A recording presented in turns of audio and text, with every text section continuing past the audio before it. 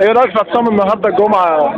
والله جمعه الشهداء النهارده بيعبر تعبير كامل ومخلص من صميم المجتمع المصري عن عدم الرغبه عن اداء المجلس العسكري، وبناء عليه في كل الناس بتطلب اقاله المجلس العسكري لانه لم يقم بتعهداته كوكيل عن الثوره مامور من قبل الثوار بتفصيل، بل الواضح بصراحه واضح للعيان انه يتآمر على الثوره ويمثل التهديد الرئيسي لهذه.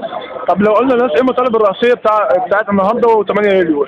الناس كلها بقت على قناعه شبه كامله بان هذا المجلس هو جزء من النظام السابق والذي يعبر عن توجهات واتجاهات النظام السابق، وبالتالي هو يريد استنساخ النظام السابق بآليات أخرى وعدم الرغبة بل بالعكس واستخدام كل وسائل لمنع تحقيق أهداف. 1 2 3 ايه مطالبنا النهارده ويوم الجمعه هو المطلب الوحيد اللي بيجب كل شيء إقالة المجلس العسكري يترتب عليه تسليم السلطة لمجلس الانتقال المدني بس ازاي حيث أن المجلس العسكري فاقد الشرعية بعد استفتاء الشعب المصري عليه بأن الدستور 71 المعدل الناتج عن قرار نعم 78 أي أن 77% من الشعب المصري قالوا نحن لا نريد المجلس العسكري، لأنه الدستور 71 لا يوجد فيه نص على تولي السلطة المجلس العسكري، بل يجب كان يجب مجلس السلطة حر النتيجة إلى رئيس المحكمة الدستورية العليا.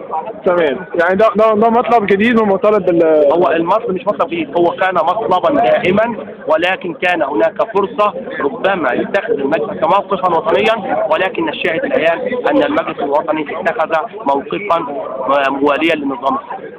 شكرا دكتور خير. شكلي وحش. لا الله ينور. شكلي مش معاش محدش تاني. وريني شكلي فين؟ وريني شكلي وحش. لا يا عم انا طالما عارف الدكتور خالد صلاح. كوسه كوسه الثوره. تعالى يا حوده تعالى. صباح الخير. ايه مطالبنا النهارده في جمعه الشهداء؟ لا الخصوص طبعا. لا ايه احنا عايزين مجلس عسكري. يا دكتور خير. حرية تعبير عن الرأي يا دكتور خير. لا هو المجلس العسكري كده هيمشي. المجلس العسكري خالص. في مطلب احنا عايزين هنكمل مطالب الثوره. احنا عايزين حل المحليات دي حاجه جميله جدا، بس عايزين تجميد اعمالهم كتير. طب والمحاكمات بتاعت ده لازم. لان دم الشهداء ده مش ميه يعني. في كلام ان علاء وجمال مبارك بره السجن. حق الشهداء هو ممكن يكونوا بره السجن. ممكن.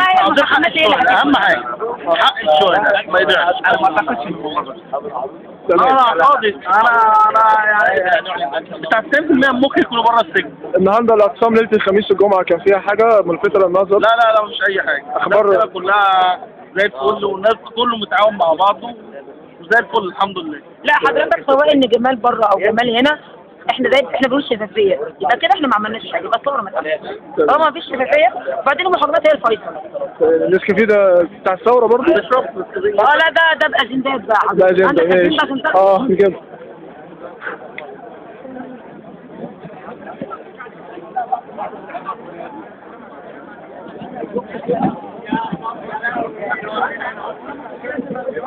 صباح الخير. النهارده الجمعه بتقول ايه للناس جمعه الشهداء؟ انا صحفي جدا. صباح الفل. صباح ايه؟ صباح الخير. فاحنا عايزين كلمه بمطالب النهارده جوه. مطالب النهارده 3 حاجات. اتفضل.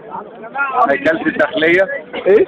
إعادة هيكلة الداخلية على المدني. تمام. محاسبة الفاسدين وقتلة الثوار. تمام. منع أعضاء الحزب الوطني من الثوار.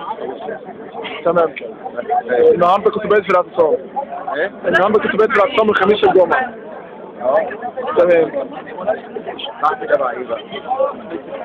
على فكرة